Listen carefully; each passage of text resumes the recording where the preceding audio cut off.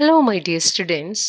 Welcome to my channel, the Canterbury School of English.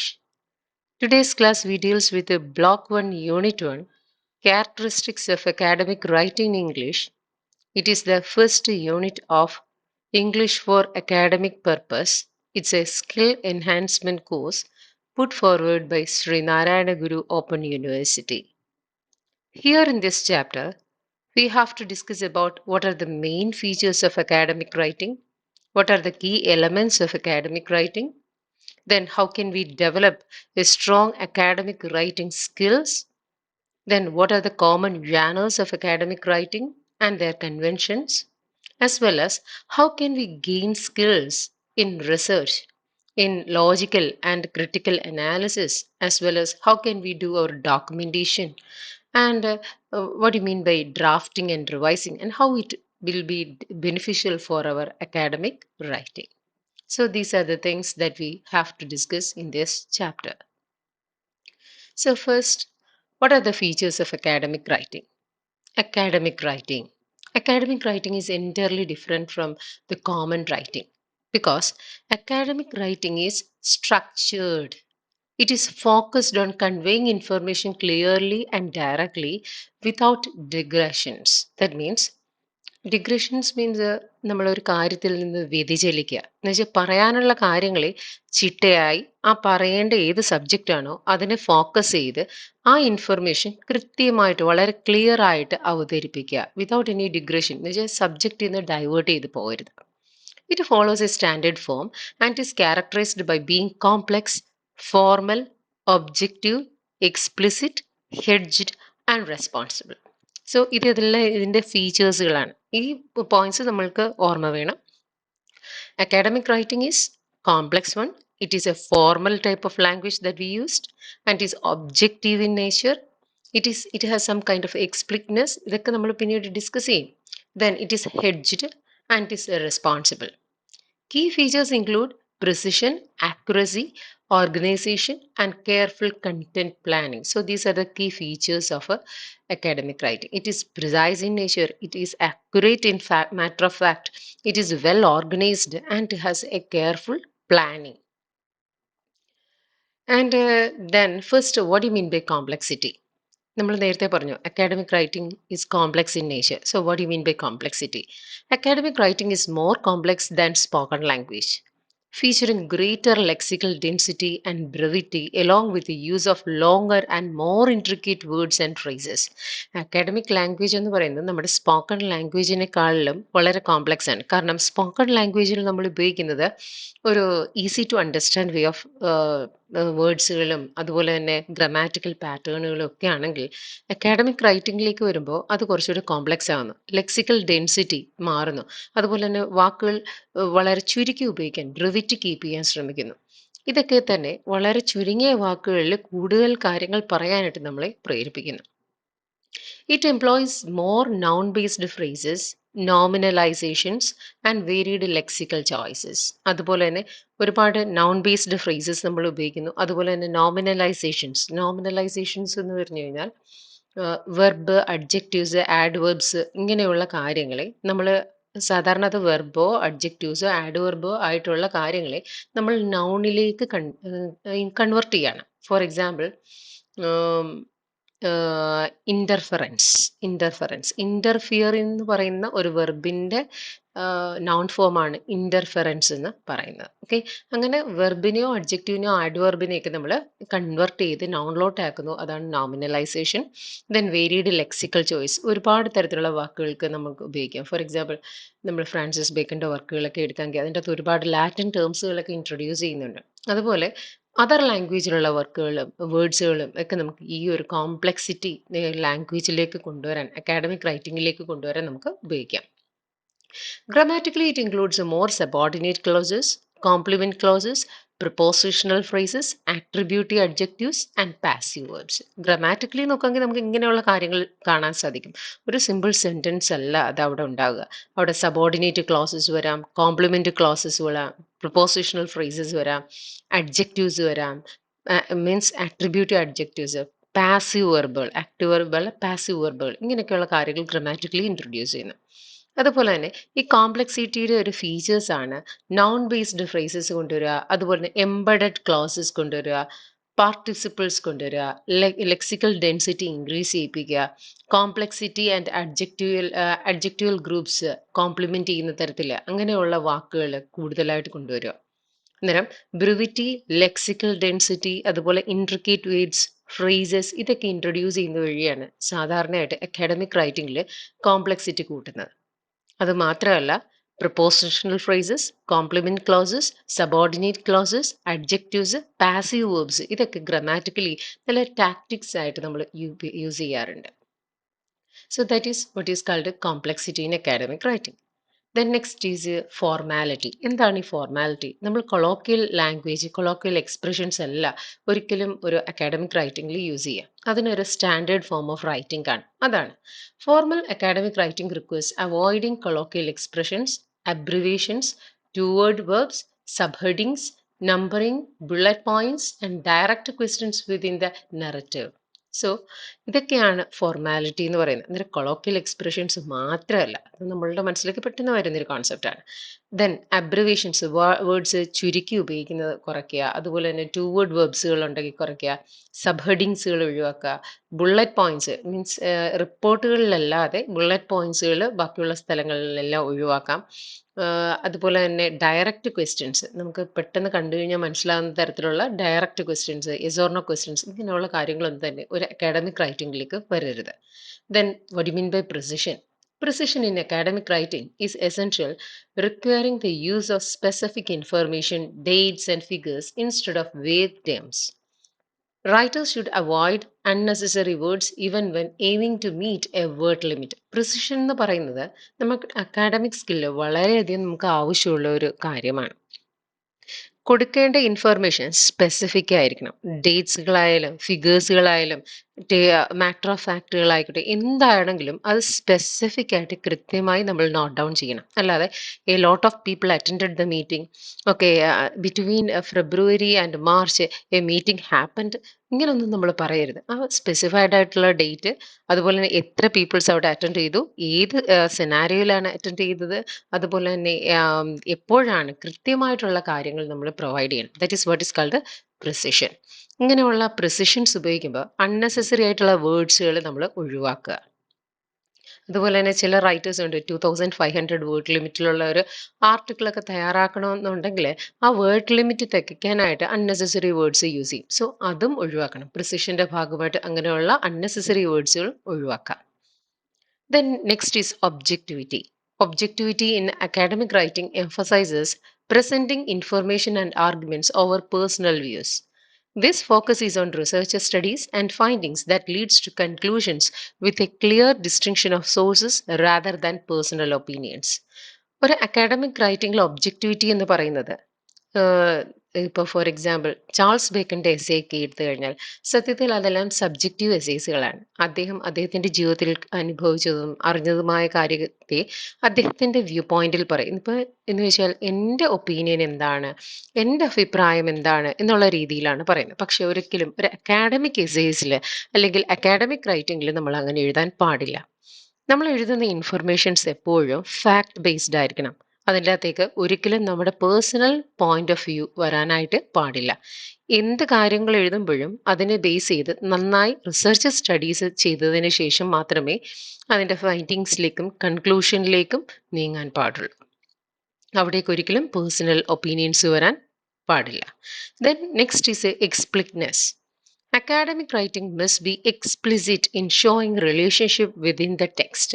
Writers should ensure that all parts of the text are clearly connected, using signaling words to make these connections transparent.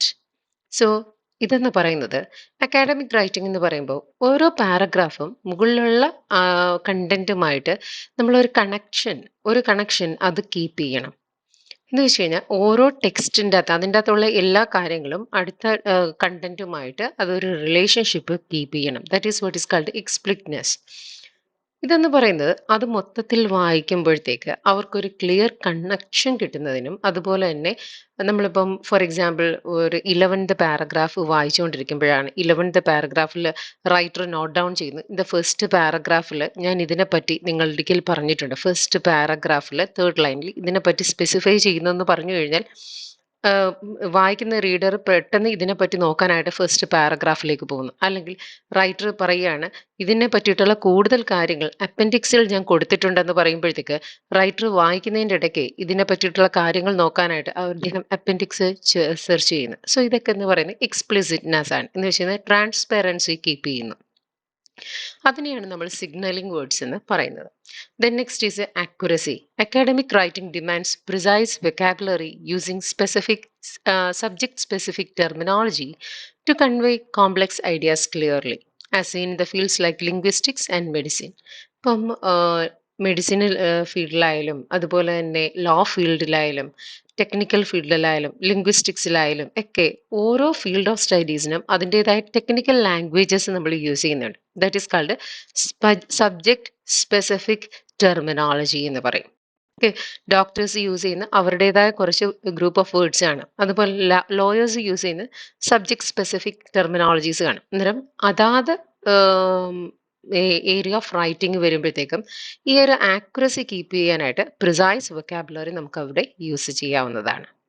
ഇതുവഴി നമുക്ക് complex ideas clear ആയിട്ട് define ചെയ്യാൻ സാധിക്കും. Then hedging. Hedging allows authors to be careful about how strongly they present their ideas with the different fields, using this technique in different ways to express uncertainty and avoid making overly strong claims. എന്ന് വെച്ച് കഴിഞ്ഞാൽ hedging എന്ന് പറയുന്നത് ഒരു ഓതര് അദ്ദേഹം ഒരു കാര്യത്തിനെ അവതരിപ്പിക്കാൻ പോകുമ്പോൾ അത് കുറച്ച് വേഗമായിട്ട് പറയുക എന്നുള്ളത്. For example, I believe this matter of fact, അല്ലെങ്കിൽ it is to be indicate that, അല്ലെങ്കിൽ സംടൈംസ് ഓർ ഓഫൺ, ഇങ്ങനെയൊക്കെയുള്ള അല്ലെങ്കിൽ it might be suggested that. So ഇങ്ങനെയുള്ള വാക്കുകൾ ഉപയോഗിക്കുന്ന വഴി ഒരു വേഗ്നെസ് അവിടെ ക്രിയേറ്റ് ചെയ്യാം. എൻ്റെ ഒരു അഭിപ്രായത്തിൽ പറയുകയാണെങ്കിൽ, അല്ലെങ്കിൽ ഇത് ചൂണ്ടിക്കാണിക്കുന്നത് എന്ന് വെച്ചാൽ കുറച്ച് ഡേറ്റ ഒക്കെ തന്നിട്ട് ഈ ഒരു ഡേറ്റ ചൂണ്ടിക്കാണിക്കുന്നതനുസരിച്ച് പോസിബിളി ഇതിങ്ങനെ ഒരു ഫാക്ടർ ആകാം, ഇങ്ങനെയൊക്കെ പറയുന്നത് ഹെഡ്ജിങ് ആണ്. എന്ന് വെച്ച് കഴിഞ്ഞാൽ ഒരു സംഭവത്തെ നമ്മളൊരു കാര്യത്തിനെ ഒരു വേഗ് ലാംഗ്വേജ് ക്രിയേറ്റ് ചെയ്ത് അത് ആൾക്കാരുടെ മുമ്പിൽ അവതരിപ്പിക്കുകയാണ് ചെയ്യുന്നത്. എന്ന് വെച്ച് കഴിഞ്ഞാൽ നമ്മുടെ ഒരു അൺസർട്ടനിറ്റി എക്സ്പ്രസ് ചെയ്യുകയാണ്, അല്ലെങ്കിൽ ഒരു അൺസർട്ടനിറ്റി എക്സ്പ്രസ് ചെയ്യാനുള്ള മറ്റൊരു വിധത്തിൽ നമ്മൾ പറയാണ് മേക്കിംഗ് ഓവർലി സ്ട്രോങ് ക്ലെയിംസ്. എന്ന് വെച്ചാൽ ഞാനത് സ്ട്രോങ് ആയിട്ട് ഞാൻ നിങ്ങളുടെ പറയുന്നില്ല ഇതിങ്ങനെയാണെന്ന്, മറിച്ച് എൻ്റെ ഒരു അഭിപ്രായം ഇങ്ങനെയാണ്, അല്ലെങ്കിൽ ഇതിൻ്റെ ഒരു പോസിബിലിറ്റിയിൽ ഇങ്ങനെയാണ്, അല്ലെങ്കിൽ ഒരു പ്രോബബിലിറ്റി ഇത്രയൊക്കെ ആകാം എന്നൊക്കെയുള്ള തരത്തിൽ നമ്മൾ പറയാനായിട്ട് ഉപയോഗിക്കുന്ന ടെക്നിക്കാണ് ഹെഡ്ജിങ് എന്ന് പറയുന്നത്. അതിന് നമ്മൾ ഉപയോഗിക്കുന്ന വേർഡ്സുകളാണ് ഇൻസ്റ്റെഡ് ഓഫ്, അല്ലെങ്കിൽ it might be suggested that, it could be the case that എന്നൊക്കെ പറയുന്നത് ഇതിനൊക്കെയുള്ള എക്സാമ്പിൾസ് ആണ്. Then next is responsibility. The writer must thoroughly understand the source material that provided strong evidence for their claims. Techniques like paraphrasing and summarizing help present ideas while maintaining the original meaning. Additionally, proper citation is essential for credit sources and allow readers to verify the information, with different citation styles used depending on the discipline. റൈറ്റേഴ്സിന് അവർ എഴുതുന്ന source മെറ്റീരിയലിനെ വളരെ തറവായിട്ട് വായിച്ചിരിക്കണം. അതുപോലെ തന്നെ അവർ പറയാൻ പോകുന്ന കാര്യത്തിനെ പറ്റി ഒരു സ്ട്രോങ് എവിഡൻസും അവർക്കുണ്ടായിരിക്കണം. ഒരു കാര്യം വായിക്കുമ്പോൾ അതിനെ കൃത്യമായി ഒന്നെങ്കിൽ അതിനെ കോട്ട് ചെയ്യാതെ, അല്ലെങ്കിൽ നമ്മൾ ഡയറക്റ്റ് എഴുതാതെ അതിനെ മാറ്റിയെടുക്കാൻ പാരാഫ്രൈസിങ് മെത്തേഡ് ഉപയോഗിക്കാം, സമ്മറൈസിങ് മെത്തേഡ് ഉപയോഗിക്കാം. ഇതൊക്കെ മെയിൻറ്റെയിൻ ചെയ്തുകൊണ്ട് തന്നെ ആ ഒരു ഒറിജിനൽ മീനിങ് നിലനിർത്തിക്കൊണ്ട് തന്നെ നമുക്ക് പാരാഫ്രൈസ് ചെയ്യുകയോ സമ്മറൈസ് ചെയ്യുകയോ ഒക്കെ നമുക്ക് ചെയ്യാം. ഒരു റൈറ്ററിൽ നിന്ന് പൂർണ്ണമായിട്ടും ആശയം അതുപോലെ കടമെടുക്കാതെ അദ്ദേഹത്തിൻ്റെ ആശയത്തെ സ്വീകരിച്ചിട്ട് അതിനെ മറ്റൊരു രൂപത്തിൽ കൺവേർട്ട് ചെയ്ത് അദ്ദേഹത്തിന് ക്രെഡിറ്റ് നൽകിക്കൊണ്ട് നമുക്ക് ഉപയോഗിക്കാം. പക്ഷെ ഇങ്ങനെ ചെയ്യുമ്പോഴും നമ്മൾ റെസ്പോൺസിബിൾ ആയിട്ടുള്ള ഒരു വ്യക്തിയാണ്. നമ്മൾ ഇവിടെ നിന്നാണോ എടുത്തിട്ടുള്ളത് അദ്ദേഹത്തിന് പ്രോപ്പർ സൈറ്റേഷൻ നൽകുക. അതുവഴി റീഡേഴ്സിന് ആ ഒരു ഇൻഫർമേഷൻ പ്രോപ്പർ ആണോ അത് ശരിയാണോ എന്ന് ചെക്ക് ചെയ്യാനായിട്ട് അവർക്ക് സാധിക്കുന്നു. ഇതുവഴി നമ്മൾ ആ ഒരു അക്കാഡമിക് ഇൻറ്റഗ്രിറ്റി നിലനിർത്തുകയാണ് ചെയ്യുന്നത്. ഇതിനു വേണ്ടിയിട്ട് പലതരത്തിലുള്ള സൈറ്റേഷൻ സ്റ്റൈലുകളുണ്ട്. ഇതിനെപ്പറ്റി നമുക്ക് പിന്നീട് പഠിക്കാം. സോ റെസ്പോൺസിബിലിറ്റി എന്ന് പറയുന്നത് ഒരു അക്കാഡമിക് റൈറ്റിംഗിൽ എഴുതുന്ന മെറ്റീരിയലിനെ നല്ലവണ്ണം മനസ്സിലാക്കുക, അതിന് സ്ട്രോങ് എവിഡൻസ് പ്രൊവൈഡ് ചെയ്യുന്ന എവിഡൻസ് ഒരിക്കലും ആ ഒരു ഒറിജിനൽ സോഴ്സിൽ നിന്ന് ഡയറക്റ്റ് അതുപോലെ എടുക്കാതെ അതിൻ്റെ ഒരു മീനിങ് നിലനിർത്തിക്കൊണ്ട് പാരഫ്രൈസ് ചെയ്യുകയോ സമ്മറൈസ് ചെയ്യുകയോ ചെയ്യാം. അതിനോടൊപ്പം തന്നെ പ്രോപ്പർ സൈറ്റേഷൻ ഡീറ്റെയിൽസും കൊടുക്കാം. ഇനി ഓർഗനൈസേഷൻ. ഓർഗനൈസേഷൻ എന്ന് പറയുന്നത് academic writing is well organised with clear transition between sections. Understanding the genre of the text helps determine its structure. Whether it is an essay, report, case study, or another type of document, each genre has specific purposes, audiences, and structural elements that guide effective organization. ഓരോ academic എക്സേകളും നല്ലവണ്ണം well organised ആയിരിക്കണം. അതിൻ്റെ ഓരോ സെക്ഷൻസും തമ്മിൽ ഒരു clear transition ഉണ്ടായിരിക്കണം. എന്ന് വെച്ചാൽ ഒരു വേ ഓഫ് തോട്ട് ക്ലിയർ ആയിട്ടുണ്ടായിരിക്കണം. ഓരോ എസ്സേയും അതിൻ്റെ സ്ട്രക്ചർ വൈസ് ആയിട്ടായാലും അത് നമുക്ക് നോക്കുമ്പോൾ അത് ഒരു എസ്സേ ആണോ, റിപ്പോർട്ടാണോ, കേസ് സ്റ്റഡി ആണോ, ഏത് ടൈപ്പ് ഓഫ് ഡോക്യുമെൻ്റ് ആണ്, അതിൻ്റെ ഒരു സ്ട്രക്ചർ കണ്ടാൽ തന്നെ നമുക്ക് മനസ്സിലാക്കണം. ഓരോ സ്പെസിഫിക് ജാനേഴ്സിനും അതിൻ്റെതായ പർപ്പസുകളുണ്ട്, അതിന് സ്പെസിഫിക് ആയിട്ടുള്ള ഓഡിയൻസ് ഉണ്ട്, അതിന് സ്ട്രക്ചറൽ എലമെൻസുകളും ഡിസ്റ്റിങ്റ്റീവ് ആയിരിക്കും. ഇതിനെ ബേസ് ചെയ്തിട്ടാണ് അത് ഏത് ജാനറിൽ വരുന്നു എന്ന് നമ്മൾ നോക്കുന്നത്. സോ ഇപ്പോൾ എസ്സേക്ക് എസ്സേയുടേതായ ഒരു സ്ട്രക്ചർ കാണും, റിപ്പോർട്ടിന് അതിൻ്റെതായ ഒരു സ്ട്രക്ചർ കാണും, കേസ് സ്റ്റഡിക്ക് ഡിഫറെൻറ്റ് സ്ട്രക്ചർ ആയിരിക്കും ഉണ്ടാവുക. സോ ഓരോന്നിനും അതിൻ്റെതായ സ്ട്രക്ചറുകൾ കീപ്പ് ചെയ്യുക. ഇതുവഴി നമുക്ക് എഴുതുന്ന അക്കാഡമിക് റൈറ്റിംഗ് വെൽ ഓർഗനൈസ്ഡ് ആക്കാൻ സാധിക്കും. Then next is A planning. നമുക്ക് ഒരു അക്കാഡമിക് എസ്സേ അസൈൻമെൻറ്റ് പ്ലാൻ ചെയ്യുമ്പം നമ്മൾ ഇത്രയും സ്റ്റെപ്പുകൾ കീപ്പ് ചെയ്യണം. ഏതൊക്കെയാണെന്ന് നോക്കാം. Understand the question, subject, purpose and audience. നമുക്ക് എന്തൊരു കാര്യത്തിനെ കുറിച്ച് എഴുതാൻ പോകുമ്പോൾ നമ്മളുടെ ഉള്ളിൽ ഒരു ചോദ്യം കാണും. ആ ചോദ്യത്തിനുള്ള ഉത്തരം തേടിയിട്ടായിരിക്കും നമ്മൾ പോവുക. സോ ആ ഒരു ചോദ്യത്തിനുള്ള ഉത്തരം തേടുമ്പോൾ തന്നെ നമ്മൾ എഴുതുന്ന സബ്ജക്റ്റ് എന്തായിരുന്നു നമ്മൾ മനസ്സിലാക്കുക, അതിൻ്റെ പർപ്പസ് എന്താണ്, ആ ഒരു കഴിഞ്ഞു പോയ കാര്യമാകരുത്, അല്ലെങ്കിൽ അത് ഇപ്പോഴും റെലവൻ്റ് ആണോ എന്ന് നമ്മൾ ചിന്തിക്കുക. അത് ഏത് പ്രായത്തിലുള്ള ആൾക്കാർക്ക്, ഏത് തരത്തിലുള്ള ആൾക്കാർക്ക് വേണ്ടിയിട്ടാണ് എഴുതുന്നതെന്ന് ചിന്തിക്കുക. ആ തരത്തിലുള്ള ആൾക്കാർക്ക് വേണ്ടിയിട്ടുള്ള ലാംഗ്വേജ് ചൂസ് ചെയ്യുക. Then reflect on your existing knowledge and take notes. നമ്മൾ എന്ത് കാര്യം എഴുതുമ്പോഴും നമ്മളുടെ നോൺ നോളജിൽ നിന്നാണ് അൺനോൺ നോളജിലേക്ക് നമ്മൾ പോകുന്നത്. അതുകൊണ്ട് തന്നെ പ്രസന്റ് നോളജിൽ നിന്നുകൊണ്ട് തന്നെ പുതിയ നോളജുകളിലേക്ക് പോകുമ്പോൾ നമ്മളുടെ നോട്ട്സുകൾ അപ്പോൾ തന്നെ നോട്ട് ഡൗൺ ചെയ്യുക. Research relevant materials and study them. ആവശ്യമില്ലാത്ത കാര്യങ്ങളിലേക്ക് പോയിട്ട് കാര്യമില്ല. റെലവൻ്റ് ആയിട്ടുള്ള മെറ്റീരിയൽസുകൾ ചൂസ് ചെയ്യുക, അതിനെപ്പറ്റി പഠനം നടത്തുക. Take detailed notes with full source details. Organise the information for coherence. അതുപോലെ തന്നെ ഡീറ്റെയിൽഡ് നോട്ട്സുകൾ തയ്യാറാക്കുക. ഏത് നോട്ട്സ് എടുത്താലും അപ്പോൾ തന്നെ അതിൻ്റെ സൈറ്റേഷൻ ഡീറ്റെയിൽസ് ഫോം ചെയ്ത് വെക്കുക. അതുപോലെ തന്നെ എടുക്കുന്ന മെറ്റീരിയൽസിനെ പല രീതിയിൽ നമ്മൾ വായിക്കാം. അതിനെല്ലാം ഓർഗനൈസ് ചെയ്ത് സെപ്പറേറ്റ് ചെയ്ത് വെക്കുക. Write your first draft, get feedback from peers or your lecture, revise the draft based on feedback. ഇത് ഈ പറഞ്ഞ കണ്ടന്റിന്റെ ബേസ് നമ്മൾ കളക്ട് ചെയ്ത് വെച്ച ഇൻഫർമേഷന്റെ ബേസിൽ നമുക്ക് ഫസ്റ്റ് ഡ്രാഫ്റ്റ് തയ്യാറാക്കാം. ഡ്രാഫ്റ്റ് തയ്യാറാക്കിയതിനു ശേഷം നമ്മളുടെ കൊളീഗ്സുമായിട്ടോ അല്ലെങ്കിൽ നമ്മളുടെ ട്യൂട്ടേഴ്സിനോടോ അത് കൊടുത്തിട്ട് അതൊന്ന് റിവൈസ് ചെയ്യാൻ പറയാം. അവർ റിവൈസ് ചെയ്തതിൻ്റെ ബേസിൽ ആ ഡ്രാഫ്റ്റിനെ അതിൻ്റെ ഫീഡ്ബാക്ക് നമുക്ക് സ്വീകരിക്കാം. അതിനുശേഷം ഒന്ന് റിവൈസ് ചെയ്യുക എന്ന് വെച്ച് കഴിഞ്ഞാൽ അതിനെ ഒന്നും കൂടെ ഒന്ന് റിവൈസ് ചെയ്യുക. അവർ പറഞ്ഞ എറേഴ്സ് എന്തെങ്കിലും ഉണ്ടെങ്കിൽ അത് തിരുത്തുക. ദെൻ പ്രൂഫ് റീഡ് ചെയ്യുക. പ്രൂഫ് റീഡ് ചെയ്തതിന് ശേഷം ഫൈനൽ വെർഷൻ തയ്യാറാക്കാം. ഫൈനൽ വെർഷൻ്റെ അകത്ത് തന്നെ നമുക്ക് അതിൻ്റെ അകത്ത് ഒരു ആക്യുറസി ചെക്ക് ചെയ്യാം. ആ ആക്യുറസിയിലാണ് നമ്മൾ ഗ്രാമാറ്റിക്കൽ മിസ്റ്റേക്സ്, പങ്ക്ച്വേഷൻ എറേഴ്സ് ഒക്കെ ചെക്ക് ചെയ്യുന്നത് ഈ ഒരു ടൈമിലാണ്. സോ ഇത്രയാണ് പ്ലാനിങ്. അന്നേരം നിങ്ങൾ ഈ പ്ലാനിങ് എന്ന് നോക്കണം. പ്ലാനിങ് മാത്രമായിട്ടും നമുക്കൊന്ന് ചോദിക്കാം. അന്നേരം ക്വസ്റ്റ്യൻ നമ്മളുടെ മനസ്സിലുണ്ടാകണം. ആ ക്വസ്റ്റ്യനെ ബേസ് ചെയ്ത് സബ്ജക്റ്റ്, പർപ്പസ്, ഓഡിയൻസ് ഇത് നമ്മൾ നോക്കുന്നു. അതിനുശേഷം എക്സിസ്റ്റിംഗ് നോളജിനെ ബേസ് ചെയ്ത് നമ്മൾ നോട്ട്സുകൾ തയ്യാറാക്കുന്നു. അതിന് വേണ്ടിയിട്ടുള്ള റെലവൻറ്റ് മെറ്റീരിയൽസ് കളക്ട് ചെയ്യുന്നു, അതിനെ പഠിക്കുന്നു. അതിനോടൊപ്പം തന്നെ ഡീറ്റെയിൽഡ് നോട്ട്സുകൾ തയ്യാറാക്കുന്നു. ഡീറ്റെയിൽഡ് നോട്ട്സിനോടൊപ്പം തന്നെ എവിടെ നിന്ന് എടുത്തിട്ടുണ്ട് ആ സൈറ്റേഷൻ ഡീറ്റെയിൽസ് നോട്ട് ഡൗൺ ചെയ്യുന്നു. ദെൻ ഈ ഇൻഫർമേഷൻ എല്ലാം നമ്മൾ ഓർഗനൈസ് ചെയ്ത് വെക്കുന്നു, ഫസ്റ്റ് ഡ്രാഫ്റ്റ് തയ്യാറാക്കുന്നു. ദെൻ നമുക്കൊരു ഫീഡ്ബാക്ക് കിട്ടാൻ വേണ്ടിയിട്ട് പിയേഴ്സിനോടോ ട്യൂട്ടേഴ്സിനോടോ നമുക്കിത് കൊടുക്കാം. അവർ വായിച്ചതിന് ശേഷം അവർ തരുന്ന ഫീഡ്ബാക്ക് വെച്ച് ഇത് റിവൈസ് ചെയ്യുന്നു. ദെൻ പ്രൂഫ് റീഡ് ചെയ്യുന്നു, റിവൈസ്ഡ് ഡ്രാഫ്റ്റിന് പ്രൂഫ് റീഡ് ചെയ്യുന്നു. അതിനുശേഷം നമുക്ക് ഫൈനൽ വെർഷൻ തയ്യാറാക്കാം. ഇവിടേക്കാണ് നമ്മൾ punctuation errors, grammatical errors, word limit ഇങ്ങനെയുള്ള കാര്യങ്ങൾ ചെക്ക് ചെയ്യുന്നതും ആക്യുറസി എൻഷുർ ചെയ്യുന്നതും. സോ ഇത്രയാണ് നമ്മുടെ പ്ലാനിങ് വരുന്നത്. അന്നേരം ഇത്രയും കാര്യങ്ങൾ എന്ന് പറയുന്നത് basic features of academic writing ആണ്. ഇത് വളരെ ഇമ്പോർട്ടൻ്റ് ആണ്. ഇത്രയും കാര്യങ്ങൾ നിങ്ങളൊന്ന് നോക്കുക. ഇനി key elements of academic writing എന്തൊക്കെയാണെന്ന് നോക്കാം. Key elements of academic writing എന്ന് പറയുന്നത് നമുക്ക് 6 ടെക്നിക്സ് ആണ് വരുന്നത്. ഫസ്റ്റ് എന്ന് പറയുന്നത് ആക്റ്റീവ് വോയിസ് വരുന്നുണ്ട്, punctuation, then vary sentence structure, avoid choppy sentences, consciousness, formal language. Active voice. Active voice എന്ന് പറഞ്ഞു കഴിഞ്ഞാൽ use active voice for clarity and engagement. നമ്മൾ എപ്പോഴും എഴുതുന്നത് ആക്റ്റീവ് വോയിസിലായിരിക്കണം. ഒരു അക്കാഡമിക് റൈറ്റിംഗ് വരുന്നത് ആക്റ്റീവ് വോയിസിലായിരിക്കണം, മസ്റ്റാണ്. ഇടയ്ക്ക് എപ്പോഴെങ്കിലും നമുക്കൊന്ന് പാസീവ് വോയിസ് ഉപയോഗിക്കാം, അങ്ങനെ ഒരു സംഗതിയുണ്ട്. പക്ഷേ കണ്ടിന്യൂസ് ആയിട്ട് പാസീവ് വോയിസ് ഉപയോഗിക്കുന്നത് നമ്മുടെ റൈറ്റിംഗ് സ്കില്ലിനെ അല്ലെങ്കിൽ നമ്മുടെ റീഡേഴ്സിൻ്റെ ആ ഒരു റീഡിങ് ഹാബിറ്റിനെ തന്നെ ഇല്ലാതാക്കും. കാരണം അവർക്ക് ആ ഒരു വർക്ക് വായിക്കാൻ, അങ്ങനെ ഒരാളുടെ വർക്ക് വായിക്കാൻ താല്പര്യം തോന്നില്ല. For example, Cinderella clean the step mother's house, അത് ആക്റ്റീവ് വോയിസ് ആണ്. Cinderella cleaned. ഇത് തിരികെ വരുമ്പോൾ അത് പാസീവ് വോയിസിലോട്ട് ആക്കുമ്പോഴത്തേക്ക് step mother's house was cleaned by Cinderella, പക്ഷെ അത് കേൾക്കാനൊരു സുഖമില്ല. അതുകൊണ്ട് തന്നെ എപ്പോഴും എഴുതുമ്പോൾ ആക്റ്റീവ് വോയിസ് കീപ്പ് ചെയ്യുക.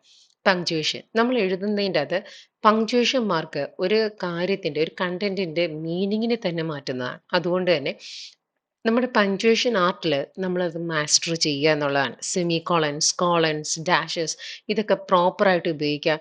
ഓരോ ഐഡിയാസ് പറയുമ്പോൾ അതിനകത്ത് സെപ്പറേറ്റ് ചെയ്യാനായിട്ട് ഈ പറഞ്ഞിട്ടുള്ള പങ്ക്ച്വേഷൻ മാർക്കുകൾ കറക്റ്റായിട്ട് യൂസ് ചെയ്യുക.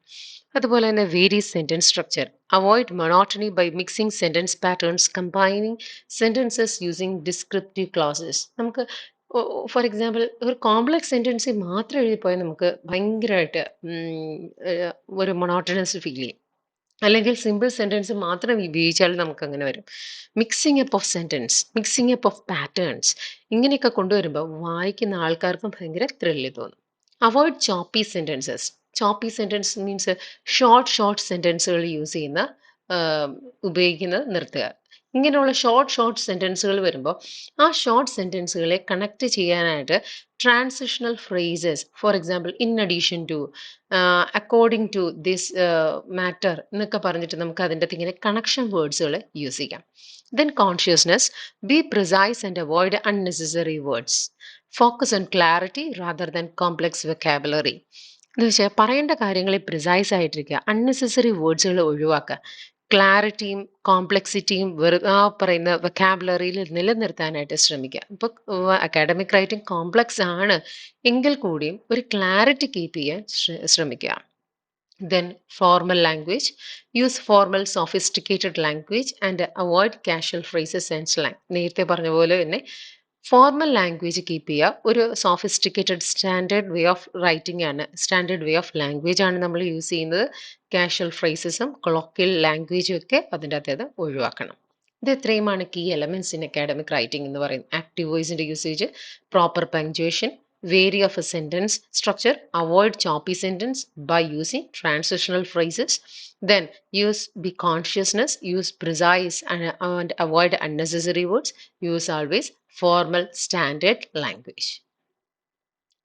Then next is key elements of academic writing includes presentation, flow, style, organization and audience. ഇത്രയാണ് key elements of academic writing വരുന്നത്. First, presentation. Through proofreading to correct grammatical spelling and other errors is crucial for polished papers. Errors can be undermine credibility and create a sloppy impression. നമ്മളൊരു കാര്യം present ചെയ്യുമ്പോഴത്തേക്ക് അത് present ചെയ്യുന്നതിന് മുമ്പ് നന്നായിട്ട് നമ്മൾ proof read ചെയ്തിരിക്കണം. എന്തിനു വേണ്ടിയിട്ടാണ്? In order to avoid grammatical errors, spelling mistakes and other errors that related to academic writing. കാരണം ഇത്രയും ഒരുപാട് തെറ്റുകളുള്ള എന്ന് വെച്ചാൽ ഒരുപാട് മിസ്റ്റേക്കുകളുള്ള ഒരു അക്കാഡമിക് പേപ്പർ കണ്ടു കഴിഞ്ഞാൽ അത് ആ എഴുതിയ വ്യക്തിയുടെ ക്രെഡിബിലിറ്റിയെ ചോദ്യപ്പെടും. അതുപോലെ തന്നെ ഇംപ്രഷൻ അവരുടെ വളരെ കുറയും. അതുകൊണ്ട് തന്നെ പ്രസന്റേഷൻ ചെയ്യുന്നതിന് മുമ്പ് പ്രൂഫ് റീഡിംഗ് ചെയ്യാം. Flow to ensure smooth progression of ideas by connecting sentences and paragraph with the transitional words. ഇത് നമ്മൾ നേരത്തെ പറഞ്ഞത് തന്നെയാണ്. അക്കാഡമിക് റൈറ്റിംഗ് വേണ്ട മറ്റൊരു കണ്ടന്റ് ആണ് സ്മൂത്ത് പ്രോഗ്രഷൻ ഓഫ് ഐഡിയാസ്. ഓരോ സെന്റൻസുകളും ഓരോ പാരഗ്രാഫുകളും അത് കണക്റ്റഡ് ആയിരിക്കണം. ഐഡിയാസ് തമ്മിൽ ഒരു ലോജിക്കലി കണക്ഷൻ നമുക്ക് കാണാൻ സാധിക്കണം. ദെൻ സ്റ്റൈൽ എന്ന് പറയുന്നത് നേരത്തെ പറഞ്ഞു, ഫോർമൽ സ്റ്റൈലാണ്, കൺസിസ്റ്റന്റ് ആണ്, അപ്രോപ്രിയേറ്റ് ആയിട്ടുള്ള ഓഡിയൻസിന് വേണ്ടി അവരുടെ പർപ്പസ് അനുസരിച്ച് അക്കാഡമിക് ടോണിൽ ഒരു ഫോർമാലിറ്റി കീപ്പ് ചെയ്തുകൊണ്ടായിരിക്കും നമ്മൾ സംസാരിക്കുന്നത്. ഒരിക്കലും കൊളോക്കിയൽ ലാംഗ്വേജ് യൂസ് ചെയ്യാൻ പാടില്ല. Then organisation. ഓർഗനൈസേഷൻ എന്ന് പറയുന്നത് പറയാൻ പോകുന്ന കണ്ടന്റിനെ വളരെ ലോജിക്കലായിട്ട് ഓർഗനൈസ് ചെയ്യുക. അതിൻ്റെ കോസ് ഇഫക്റ്റ്, കമ്പയർ, കോൺട്രാസ്റ്റ് ഇങ്ങനെയുള്ള കാര്യങ്ങളെയൊക്കെ വളരെ വ്യക്തമായി തന്നെ നമുക്ക് അവതരിപ്പിക്കാം. എല്ലാ കാര്യത്തിനും ഒരു introduction, then discussion, then proper argumentation, then comes to conclusion. ഇങ്ങനെ ഒരു വേയിൽ ഒരു ഓർഗനൈസ് ചെയ്യുക. ഇങ്ങനെയുള്ള ഓർഗനൈസേഷൻ കൺഫ്യൂഷനെ പ്രിവെന്റ് ചെയ്യാനും ഒരു ഈസി വേ ഓഫ് റീഡിങ്ങിന് അത് ബെനിഫിഷ്യൽ ആകാനും സാധിക്കും. Then audience. Then the tailor of paper to meet the expectations of primary audience, often the instructor, while adhering to academic conventions to avoid lower grades.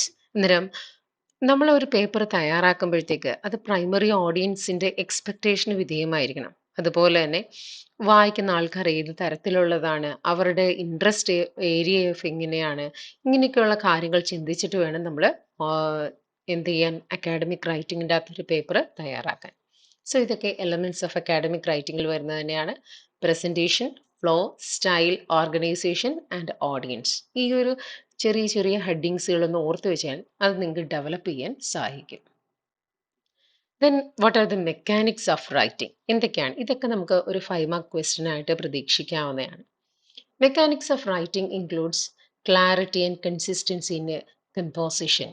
അല്ലേ? ഇതൊന്നും ഒരു mechanics of writing എന്ന് പറയുന്നത് ഒരു technical aspect ആണ്. എഴുതുന്നതിൻ്റെ അകത്തെ ക്ലാരിറ്റിയും ആ ഒരു കൺസിസ്റ്റൻസിയാണ് നമ്മൾ മെക്കാനിക്സ് ആയിട്ട് പറയുന്നത്. So it includes punctuation, hyphens, italics, numbers and dates, formatting, capitalisation, spelling and word division. So punctuation നമ്മൾ നേരത്തെ പറഞ്ഞു, മാസ്റ്ററിങ് ഓഫ് പങ്ക്ച്വേഷൻ ഇതിൻ്റെ അകത്ത് വളരെ ഇമ്പോർട്ടൻ്റ് ആണ്. നമ്മൾ അപ്പോസ്ട്രോഫീസ്, കോൺട്രാക്ഷൻസ്, പൊസസീവ്സ്, കോളൻസ്, സെമി കോളൻസ് ഇതെല്ലാം നമ്മൾ യൂസ് ചെയ്യും. അതായത് ഈ പറയുന്ന പെരാന്തസിസ് മീൻസ് ബ്രാക്കറ്റ്സ്. ഓക്കെ, ഇങ്ങനെ പല കാര്യങ്ങൾ ചിലപ്പോൾ നമുക്ക് എക്സ്പ്ലെയിൻ ചെയ്യേണ്ടതായിട്ട് വരും. എക്സ്പ്ലെയിൻ ചെയ്യേണ്ട ഭാഗത്ത് ഉപയോഗിക്കേണ്ട ഏത് തരത്തിലുള്ള പങ്ക്ച്വേഷനാണ് അത് നോക്കണം. പരാന്തസിസ് ഉപയോഗിക്കേണ്ടടുത്ത് അല്ലെങ്കിൽ ബ്രാക്കറ്റ്സ് ഉപയോഗിക്കേണ്ടടുത്ത് ബ്രാക്കറ്റ്സ് ഉപയോഗിക്കണം. ബ്രാക്കറ്റ്സ് ഒമിറ്റ് ചെയ്യേണ്ടടുത്ത് അത് ഒമിറ്റ് ചെയ്യണം. എക്സ്ക്ലമേഷൻ പോയിന്റ് ഇടേണ്ടടുത്ത് അത് ഇടണം. സോ ഇങ്ങനെയുള്ള കറക്റ്റായിട്ട് പങ്ക്ച്വേഷൻസ് നമുക്ക് യൂസ് ചെയ്യാം. ക്വസ്റ്റ്യൻ മാർക്സ് ഉപയോഗിക്കേണ്ടടുത്ത് യൂസ് ചെയ്യാം. Next hyphens and italics. Hyphens എന്ന് പറയുന്നത് കൂടുതലും കോമ്പൗണ്ട് വേർഡ്സുകൾ, അതുപോലെ പ്രിഫിക്സുകൾ ഇവിടെയൊക്കെ വരുമ്പോഴാണ് നമ്മൾ ഹൈഫൻസുകൾ യൂസ് ചെയ്യുന്നത്. അന്നേരം പ്രിഫിക്സ്, കോമ്പൗണ്ട് വേർഡ്സ് ഇതൊക്കെ ആയിട്ട് കണക്ട് ചെയ്യാൻ ഹൈഫൻസ് യൂസ് ചെയ്യാം. അതുപോലെ തന്നെ ഏതെങ്കിലും ഒരു ബുക്കിന്റെ ടൈറ്റിൽ പറയുകയാണ്, അതല്ലെങ്കിൽ ഏതെങ്കിലും ഫോറിൻ വേർഡ് പറയുകയാണ്, അല്ലെങ്കിൽ മറ്റൊരു ലിംഗ്വിസ്റ്റിക് വേർഡ് പറയുകയാണ്, ഇതൊക്കെ പറയുന്ന അവസരത്തിൽ ഒരു ഫോറിൻ വേർഡോ ബുക്ക് ടൈറ്റിലോ ഒക്കെ ആണെങ്കിൽ നമുക്ക് ഇറ്റാലിക്സിൽ പറയാം. ഫോർ എക്സാമ്പിൾ, ഒരു ഗ്രീക്ക് വേർഡിനെ ഇൻട്രൊഡ്യൂസ് ചെയ്ത് എഴുതുകയാണ്, കാർപെഡിയം എന്ന് നമ്മൾ പറയുന്നു. അതിനെ എഴുതുകയാണെന്നുണ്ടെങ്കിൽ ഫ്രഞ്ച് ലാംഗ്വേജിൽ നിന്നുള്ളതാണ് കാർപെഡിയം. അത് പറയുകയാണെങ്കിൽ നമുക്ക് അതിനെ ഇറ്റലൈസ് ചെയ്ത് എഴുതാം. Then numbers and dates. Spell out numbers 1 through 99. Use numerals for larger numbers and format dates as month, year and date. So month, day and year. 1 മുതൽ 99 വരെയുള്ള ഏത് നമ്പറുകളും പറയുമ്പം 1, 2, 3 ഇങ്ങനെ തന്നെ എഴുതി സ്പെൽ ഔട്ട് ചെയ്ത് തന്നെ എഴുതി പോവുക. പക്ഷേ 100 തൊട്ടുള്ള നമ്പേഴ്സ് ന്യൂമറിക്കലായിട്ട് നമുക്ക് എഴുതാം. അതുവരെയുള്ള നമ്പേഴ്സ് എല്ലാം തന്നെ സ്പെൽ ഔട്ട് ചെയ്യണം. ദെൻ ഡേറ്റ് പറയുകയാണെങ്കിൽ അതിൻ്റെ ഒരു ഫോർമാറ്റ് എന്ന് പറയുന്നത് മന്ത്, ഡേ, ഇയർ. ഈ ഒരു ഫോർമാറ്റിൽ തന്നെ ആയിരിക്കണം ഡേറ്റ്സുകൾ എഴുതേണ്ടത്. Then formatting. Capitalize major words in the title. Use quotation marks for unpublished works and parts of larger works and use a square bracket for interpolations. Then Capitalize authors' names as preferred. Avoid unnecessary titles like Mr. or Doctor. ഇതിലേക്ക് വരുമ്പോൾ formatting എന്ന് പറയുമ്പോഴത്തേക്ക് നമ്മുടെ ഒരു ബുക്കിൻ്റെ ടൈറ്റിലാണ് തരുന്നതെങ്കിൽ നമുക്കതിനെ capitalise ചെയ്ത് അതിൻ്റെ ഓരോ വാക്കിൻ്റെയും ആദ്യത്തെ ലെറ്റേഴ്സ് നമുക്ക് എഴുതാം. ഓക്കെ. ഇനി അതുപോലെ തന്നെ ഒരു മേജർ ബുക്കിലുള്ള ഒരു പർട്ടിക്കുലർ ചാപ്റ്റർ ആണ് പറയുന്നതെങ്കിൽ അതിന് നമുക്ക് ഇൻവേർട്ടഡ് കോമയിൽ കൊടുക്കാം. അതുപോലെ തന്നെ അൺപബ്ലിഷ്ഡ് വർക്ക് ആണെങ്കിലും നമുക്ക് ഇൻവേർട്ടഡ് കോമയിൽ കൊടുക്കാം. പിന്നെ ഏതെങ്കിലും ഒരു പ്രത്യേക കാര്യത്തിനെ പറ്റിയിട്ടാണ് പറയുന്നതെങ്കിൽ, ഒരു ഇന്റർപൊളേഷൻ പറ്റിയിട്ടാണ് പറയുന്നതെങ്കിൽ നമുക്ക് സ്ക്വയർ ബ്രാക്കറ്റ് അതിൻ്റെ അകത്ത് യൂസ് ചെയ്യാം.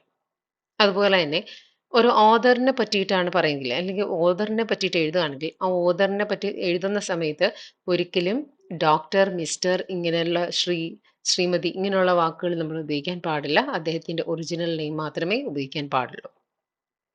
അദ്ദേഹത്തിന് അവാർഡ്സും മറ്റോ കിട്ടിയിട്ടുണ്ടെങ്കിൽ അതൊന്നും അതിൻ്റെ അകത്ത് റെഫർ ചെയ്യാൻ പാടില്ല. Then spelling and word division. Follow pronunciation or origin of the word division and reproduce accents and umlauts correctly. Use consistent spelling for compounds and titles. ഇപ്പം അതിൻ്റെ ഒരു പ്രൊനൗൺസിയേഷൻ എന്ന് വെച്ചാൽ നമ്മൾ ഏതാണ്, അമേരിക്കൻ പ്രൊനൗൺസിയേഷൻ അല്ലെങ്കിൽ ബ്രിട്ടീഷ് ഇംഗ്ലീഷ് ആണോ, American English ആണോ, ഏതാണ് യൂസ് ചെയ്യുന്നത്? ഇപ്പോൾ ഫോർ എക്സാമ്പിൾ ബ്രിട്ടീഷ് ഇംഗ്ലീഷ് ആണ് യൂസ് ചെയ്യുന്നതെങ്കിൽ അതിൻ്റെ വേ ഓഫ് സ്പെല്ലിംഗ് മാത്രം ആ ഒരു എൻറ്റയർ അക്കാഡമിക് റൈറ്റിങ്ങിൽ കൊണ്ടുപോവുക, ആ ഒരു എൻറ്റയർ പേപ്പറിൽ കൊണ്ടുപോവുക. അതല്ല, നിങ്ങൾ അമേരിക്കൻ ഇംഗ്ലീഷ് ആണ് ഫോളോ ചെയ്യുന്നതെങ്കിൽ അത് മാത്രം ആ ഒരു സ്പെല്ലിംഗ് മാത്രം കൊണ്ടുപോവുക. കാരണം രണ്ടതും എസ്, ഇസഡ് പല സ്പെല്ലിങ്ങുകളിലും വ്യത്യാസമുണ്ട്. അതുപോലെ തന്നെ പല വാക്കുകളിലേക്കും വ്യത്യാസം വരുന്നുണ്ട്. അതുകൊണ്ട് തന്നെ വേർഡ് ഡിവിഷൻ, പ്രൊനൗൺസിയേഷൻ, സ്പെല്ലിംഗ് ഇതൊക്കെ എടുക്കുമ്പോൾ ഏതെങ്കിലും ഒരു പർട്ടിക്കുലർ കോണ്ടെക്സ്റ്റിൽ പർട്ടിക്കുലർ ഡയലക്റ്റിക്സ് ആണ് എടുക്കാൻ ഉദ്ദേശിക്കുന്നതെങ്കിൽ, ലാംഗ്വേജ് ആണ് എടുക്കുന്നതെങ്കിൽ അത് മാത്രം ചൂസ് ചെയ്യുക. ആ കൺസിസ്റ്റൻ്റ് ആയിട്ട് അത് തന്നെ യൂസ് ചെയ്യുക. അതിൻ്റെ കോമ്പൗണ്ട്സും ടൈറ്റിൽസും ഒക്കെ അത് തന്നെ യൂസ് ചെയ്യുക. Then genres of academic writing. ഇന്നേരം മെക്കാനിക്സ് ഓഫ് അക്കാഡമിക് റൈറ്റിംഗ് ഒന്ന് ഓർത്ത് വെച്ചോണം. Punctuation, hyphens, numbers and dates, formatting and capitalisation, spelling and word division. Then genres of academic writing. Academic writing encompasses various genres each with specific conventions for structure, style and purpose. പല സ്ട്രക്ചറിന് അല്ലെങ്കിൽ പല പർപ്പസിന് വേണ്ടിയിട്ട്, പല കാര്യങ്ങൾക്ക് വേണ്ടിയിട്ട് different types of academic writing നമ്മൾ ചെയ്യുന്നുണ്ട്.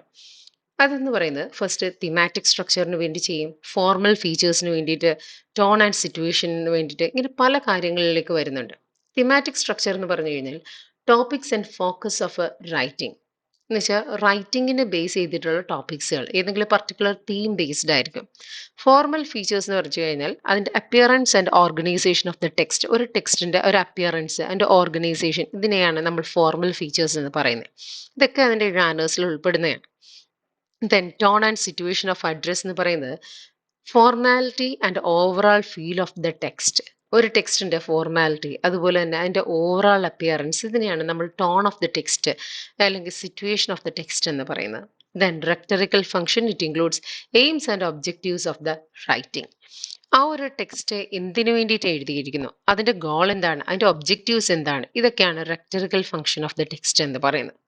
Then structure of implication, it includes assumption and implications എന്ന് വെച്ചാൽ ഇതുകൊണ്ട് എന്താണ് അവർ അർത്ഥമാക്കുന്നത്, ഇത് വെച്ച് എന്തൊക്കെയാണ് അവർ നേടിയെടുത്തത്, അല്ലെങ്കിൽ അവർ ഇതിലൂടെ എന്താണ് പറയാനായിട്ട് ശ്രമിക്കുന്നത്, ഇതൊക്കെയാണ് സ്ട്രക്ചർ ഓഫ് ഇംപ്ലിക്കേഷൻസിൻ്റെ അകത്തേക്ക് വരുന്നത്.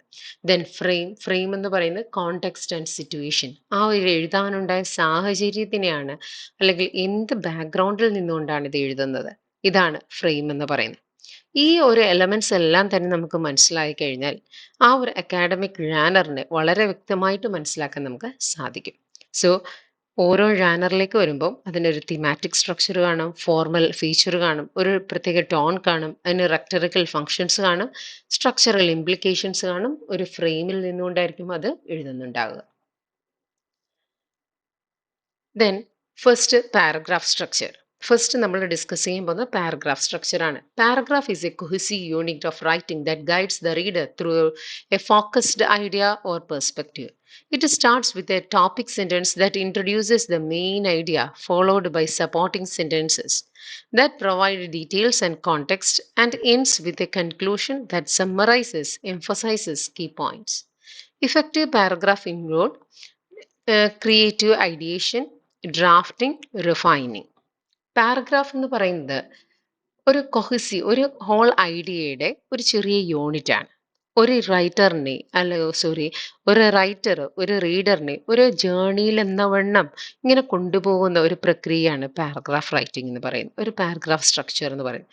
ഓരോ പാരഗ്രാഫിലും ഒരു പ്രത്യേകം ഏതെങ്കിലും ഒരു പർട്ടിക്കുലർ പോയിന്റ് ഓഫ് ഐഡിയയെ ഫോക്കസ് ചെയ്തിട്ടായിരിക്കും സംസാരിക്കുക. ഓരോ പാരഗ്രാഫ് സ്റ്റാർട്ട് ചെയ്യുന്നതിന് ഒരു ടോപ്പിക് സെന്റൻസ് ഉണ്ടാകും. ആ ടോപ്പിക് സെന്റൻസിലായിരിക്കും മെയിൻ ഐഡിയയെ അദ്ദേഹം ഇൻട്രൊഡ്യൂസ് ചെയ്യുക. അതിനുശേഷം വരുന്ന കാര്യങ്ങളിലേക്ക് അദ്ദേഹം സപ്പോർട്ടിംഗ് സെന്റൻസുകൾ ഉപയോഗിച്ചുകൊണ്ട് ആ പറഞ്ഞ മെയിൻ ഐഡിയയെ പറയാനുള്ള എക്സ്പ്ലെയിൻ ചെയ്യാനുള്ള ഡീറ്റെയിൽസുകളും കോണ്ടെക്സ്റ്റുകളും കൊടുക്കും. ഓരോ പാരഗ്രാഫിനും അത് എൻഡ് ചെയ്യുന്ന സമയത്ത് ഒരു കൺക്ലൂഷൻ കാണും. ആ കൺക്ലൂഷനിൽ അദ്ദേഹം അതിനെ സമ്മറൈസ് ചെയ്യുകയും അതിൻ്റെ കീ പോയിന്റ്സിനെ എംഫസൈസ് ചെയ്യുകയും ചെയ്യുന്നു. ഓരോ പാരഗ്രാഫിലേക്ക് വരുമ്പോഴും അതിൻ്റെ അകത്ത് ഒരു ക്രിയേറ്റീവ് ഐഡിയേഷൻ കാണും. ക്രിയേറ്റീവ് ഐഡിയേഷൻ മീൻസ് ഒരു എന്താണ് ഒരു മെയിൻ ഐഡിയ എന്നൊക്കെ നമ്മൾ പറയുന്ന പോലെ അതിൻ്റെ ഒരു ബ്രെയിൻ സ്റ്റോമിങ് നമ്മളെ ചിന്തിപ്പിക്കുന്ന തരത്തിലുള്ള ഒരു മെയിൻ ഐഡിയ കാണും. ദെൻ അതിനെയാണ് സെക്കൻഡ് പോയിന്റ് എന്ന് പറയുന്നത് ഡ്രാഫ്റ്റിംഗ്. ഡ്രാഫ്റ്റിംഗ് എന്ന് വെച്ചാൽ നമ്മുടെ സപ്പോർട്ടിംഗ് സെന്റൻസുകൾ ഉപയോഗിച്ച് ആ പറയുന്ന മെയിൻ ഐഡിയ പല രീതിയിൽ കണക്ട് ചെയ്യുന്നു. ലോജിക്കലി നമുക്ക് തിങ്ക് ചെയ്യാനും അവിടെയാണ് നമുക്കൊരു ക്ലാരിറ്റി, ആ മെയിൻ ഐഡിയക്ക് ഒരു ക്ലാരിറ്റി നൽകുന്നത് ഈ ഡ്രാഫ്റ്റിംഗിലാണ്. ദെൻ റിഫൈനിങ് മീൻസ് കൺക്ലൂഷനിലേക്ക് വരുമ്പോഴത്തേക്ക് അദ്ദേഹം ഈ എക്സസ് ആയിട്ടുള്ള കാര്യങ്ങളെ ട്രിം ചെയ്യുന്നു. അത് അദ്ദേഹം ആ ഒരു ഫ്ലോയിൽ കൊണ്ടുപോവുകയും അതിനോടൊപ്പം തന്നെ നമുക്ക് കൂടുതൽ കാര്യങ്ങൾ ഡിസ്ക്രൈബ് ചെയ്യുന്നതിലൂടെ നമുക്കൊരു ഒരു ക്ലിയർ ആയിട്ടുള്ള ഒരു കോൺസെപ്റ്റ് ഡെലിവർ ചെയ്യുകയും ചെയ്യുന്നു. സോ ഇത്രയാണ് വരുന്നത്. പാരഗ്രാഫിന് ഒരു ടോപ്പിക് സെന്റൻസ് കാണും. അതിൻ്റെ അകത്ത് മെയിൻ ഐഡിയ അദ്ദേഹം പറയും. ദെൻ സപ്പോർട്ടിംഗ് സെന്റൻസ് കാണും. അവിടേക്ക് അദ്ദേഹം ഡീറ്റെയിൽസുകളും കോണ്ടെക്സ്റ്റും പറയും. ദെൻ കൺക്ലൂഷനിലാണ് സമ്മറൈസ് ചെയ്യുകയും ആ കീ പോയിന്റ്സിനെ എംഫസൈസ് ചെയ്യുകയും ചെയ്യുന്നത്. Then academic essays. അക്കാഡമിക് എസൈസിൻ്റെ സ്ട്രക്ചറിനെയും കുറിച്ചും അതിൻ്റെ ക്രാഫ്റ്റിനെ കുറിച്ചും നോക്കാം. ഓരോ അക്കാഡമിക് എസൈസും വളരെ മെറ്റിക്കുലസ് ആയിട്ട് ഫ്രെയിം വർക്ക് ചെയ്തിട്ടുള്ളതാണ്. ഇതെന്ന് പറയുന്നത് നമ്മളൊരു വീട് എങ്ങനെയാണോ ചിട്ടപ്പെടുത്തുന്നത് അതുപോലെ വളരെ മെറ്റിക്കുലസ് ആയിട്ടായിരിക്കും ഇതുണ്ടാക്കുക. അതിനൊരു ക്ലിയർ സ്ട്രക്ചർ കാണും. ഈ ക്ലിയർ സ്ട്രക്ചർ ഓരോന്നും മറ്റൊന്നിന് മുകളിലേക്ക് ലോജിക്കലി വളരെ കൊഹറൻ്റ് ആയിട്ടും ലോജിക്കായിട്ടും പ്രസന്റ് ചെയ്തിട്ടുണ്ടാകും. ഇതിൻ്റെ സ്ട്രക്ചറിനെയും കമ്പോണൻസിനെ കുറിച്ചും നോക്കാം. First structure and components. അതിൻ്റെ അകത്തേക്ക് വരുന്നതാണ് ഫസ്റ്റ് ഇൻട്രഡക്ഷൻ വരുന്നുണ്ട്. It sets the stage by presenting thesis or the main argument and establishing its significance. ഇൻട്രൊഡക്ഷനിലാണ് മെയിൻ ആർഗ്യുമെന്റിനെ റൈറ്റർ അവതരിപ്പിക്കുന്നത്. ഇവിടേക്ക് ഈ മെയിൻ ആർഗ്യുമെന്റിനെ പറയുകയും ചെയ്യുന്നു.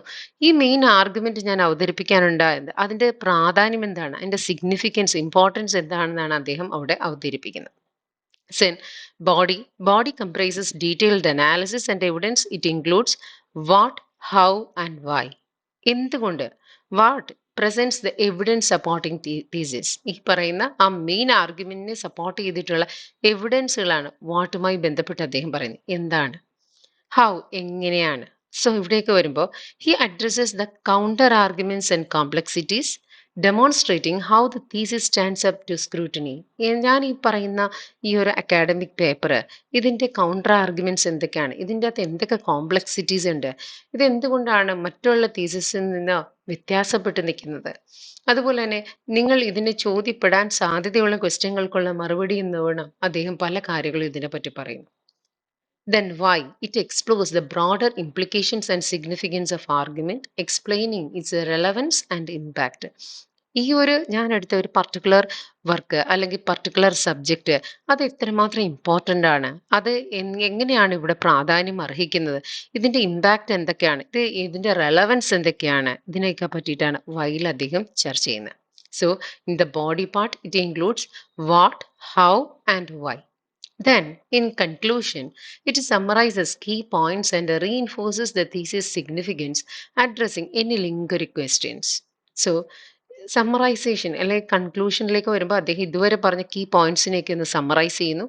അതുപോലെ തന്നെ അദ്ദേഹത്തിൻ്റെ സിഗ്നിഫിക്കൻസ്, തീസിസിൻ്റെ സിഗ്നിഫിക്കൻസിനെ വീണ്ടും അദ്ദേഹം റീഇൻഫോഴ്സ് ചെയ്യുന്നു.